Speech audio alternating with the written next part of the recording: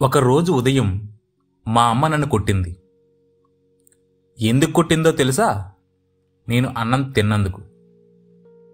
మా నాన్న బియ్యం తేవడం ఆలస్యం అయ్యిందని, మా అమ్మ వండి పెట్టేసరికి బడిగంట కొట్టేస్తారని, ఆకలికి ఆగలేక మా పిన్ని పిలిచి భోజనం పెడతానంటే వెళ్ళి తిన్నందుకు మా అమ్మ కొట్టింది. ఎందుకు కొట్టిందా అని అప్పుడు తెలియలేదు. కొట్టింది మా అమ్మ కాదు, ఆత్మగౌరవం కొట్టింది.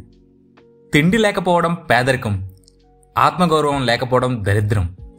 ఆ దరిద్రాన్ని దరిదాపులకు రానివ్వలేదు మా అమ్మ. ఇంకొకరి ఇంటికి అన్నం పెట్టమని వెళ్ళే దౌర్భాగ్య పరిస్థితి నా బిడ్డలకు వచ్చిందే అన్న ఆక్రోశం, ఉక్రోశం.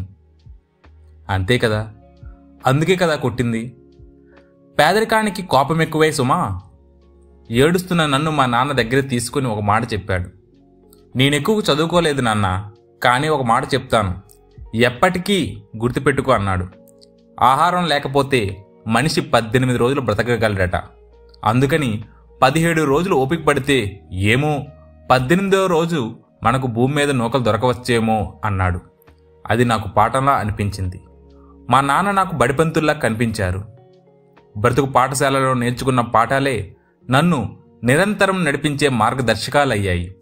అందుకే నేనెక్కడా చేయి చాచలేదు, ఎక్కడా అప్పు చేయలేదు. ఉన్నంతలోనే సర్దుకుని బ్రతుకుతాను. అందువల్లే నాకు డబ్బంటే పిచ్చి కాదు, గౌరవం. సాయం కోసం చేయి చాచే చేయి తిరగబడితేనే ఇచ్చే చేయిగా మారుతుందని నాకు నా పేదరికం నేర్పింది.